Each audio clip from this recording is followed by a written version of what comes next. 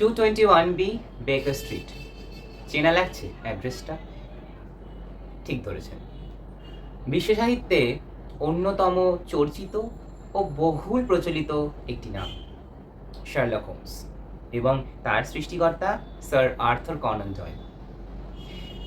আজ আমরা প্রবেশ করব স্যার আর্থার কনান ডয়েল রচিত সেই গোয়েন্দা চরিত্রের এবং তার সলভ করা বিভিন্ন রহস্যের কুয়াশায়। I am a book lover presents the review of complete novels of Sherlock Holmes. Let's start today's video.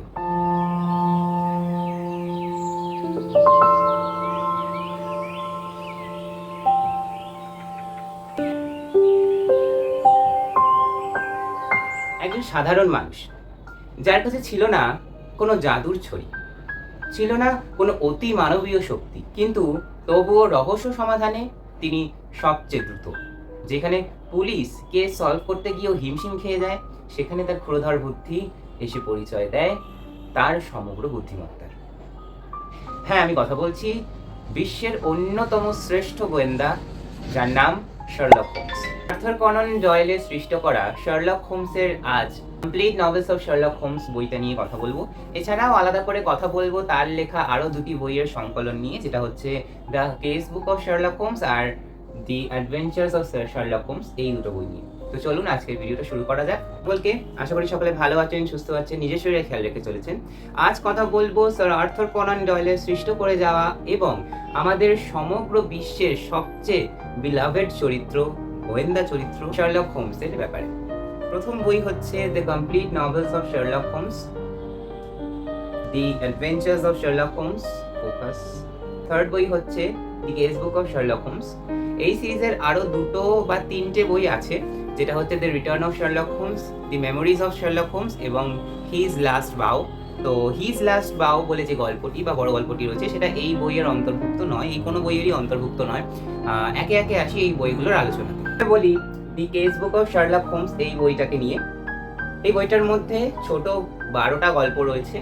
এই বইটার একটা শর্ট আলোচনাও আমি এর আগে করে রেখেছি, যদি শর্টটা না দেখে থাকেন আমি চেষ্টা করব এই ভিডিওর ডেসক্রিপশনে মেনশন করে দেবার। তো এই বইটা প্রথম আমি দি অ্যাডভেঞ্চার্স অফ শার্লক হোমস এই বইটা দিয়ে পড়া শুরু করি।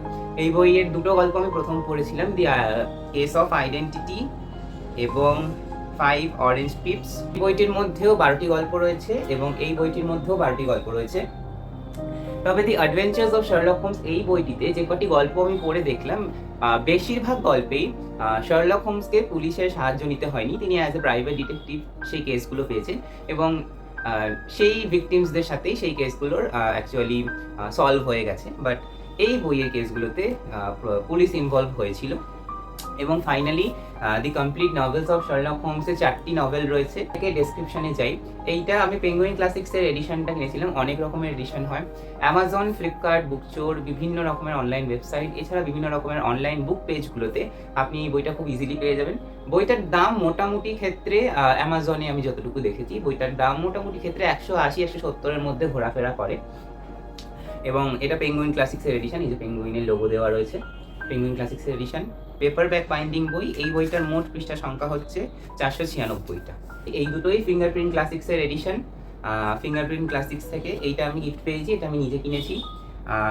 দি adventures of Sherlock, I guess আমার 120 বা 130 টাকা দাম পড়েছিল, আমি অনেক দিন আগে কিনেছি এই বইটা। মোট পৃষ্ঠা সংখ্যা 312টা এবং the casebook of Sherlock হোমসের মোট পৃষ্ঠা সংখ্যা 320টা।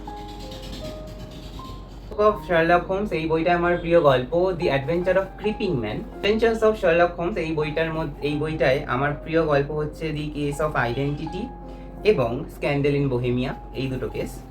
দি complete novels of Sherlock Holmes বইটার আমার খুব খুব প্রিয় novel the hound of Baskervilles. I think এটা সকলেরই খুব প্রিয়।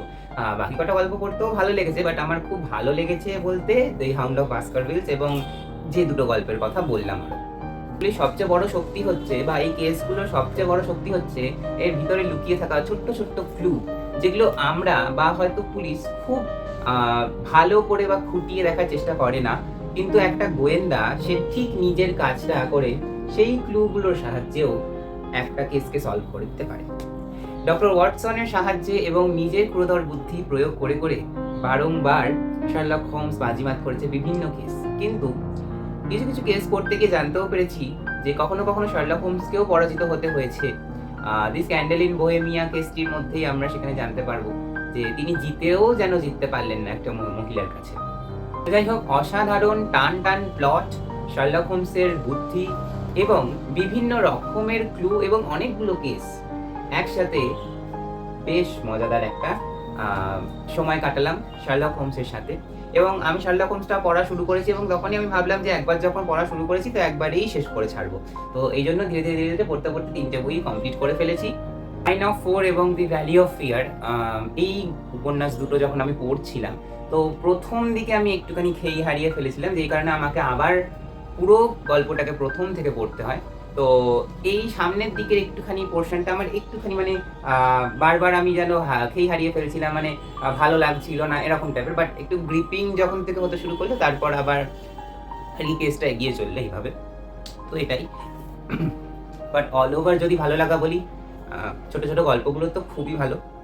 এছাড়া দিকে হাউন্ড অফ বাস্কারভিলস এবং দি স্টাডি ইন স্কারলেট, এই দুটো উপন্যাসও আমার খুবই ভালো লেগেছে। এবং বাকি যে দুটো বই পড়ে রয়েছে এই সেকশনে, the return of Sherlock Holmes এবং দি মেমোরিজ অফ শার্লক হোমস, এই দুটো খুব তাড়াতাড়ি সংগ্রহ করে পড়ে ফেলার ইচ্ছা রইল। হয়তো আমার আপনার চারিপাশেও অনেক রহস্য লুকিয়ে আছে, আমরা প্রতিদিনই দেখছি, কিন্তু ঠিকঠাক করে হয়তো সেগুলোর প্রতি কোনো ভ্রুক্ষেপ দিচ্ছি না। হোমসের ভাষায়, you see but you do not observe.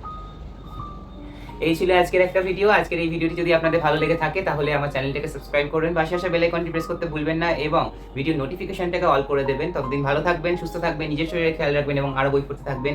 এই আশা নিয়ে আজকে ভিডিও এখানে শেষ করছি। ধন্যবাদ দেখার জন্য।